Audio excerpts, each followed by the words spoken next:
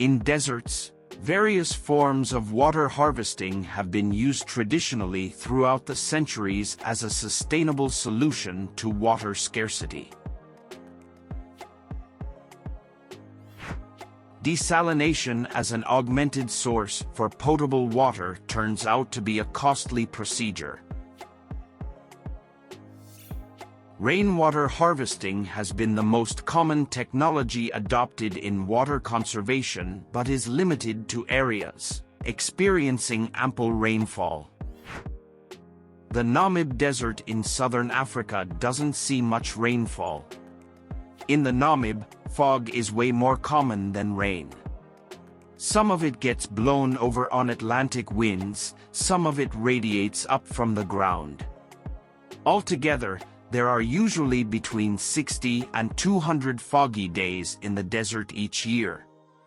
Same in the case of southwest Morocco at the edge of the Sahara Desert, Chile's Atacama Desert, South Africa, Kenya, and many other countries.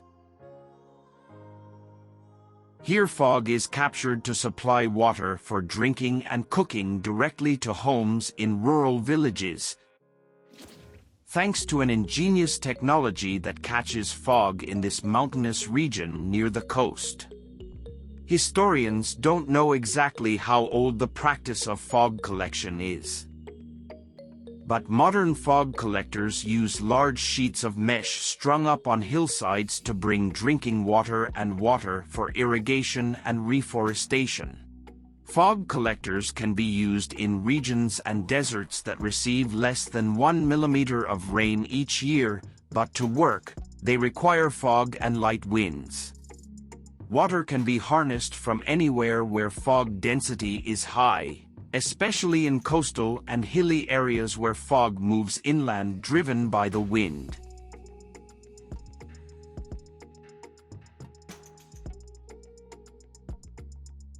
Fog collectors look like tall volleyball nets slung between two poles, but they are made of a polypropylene or polyethylene mesh that is especially efficient at capturing water droplets. Fog, a cloud that touches the ground, is made of tiny droplets of water. Each cubic meter of fog contains 0.05 to 0.5 grams of water. The critical factors for getting good water output from fog farming technique include the density of fog, wind speed and direction, and the material of the mesh. For optimal results, the fog nets are placed on hilltops and the storage tanks are placed in valley and use gravity to transport the collected water. Once fog forms in the area, it makes its way through the nets and tiny droplets of water merges together to form bigger droplets that are heavy enough to move down the net and into tubes. Each net can capture between 200 to 600 liters of fresh water every day and subjected to seasonal variations. These collected water are transported via larger flexible tubes towards larger tanks. Locals can use water from these large containers for drinking and other purposes. The main advantage of this technique is that this is a standalone passive solution, which means that it doesn't require any external energy for doing its job.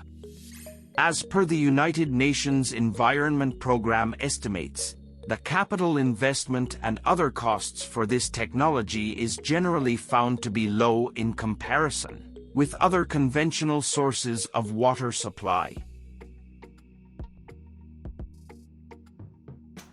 Though costs of the system can vary with the size and the quality of fog catchers and the labor and location of the site, a small system can be installed in about $100 to $200 each, while a moderate system can be installed for about $300 and large collectors of 40-meter square size can cost nearly $1,200 that lasts for about 10 years.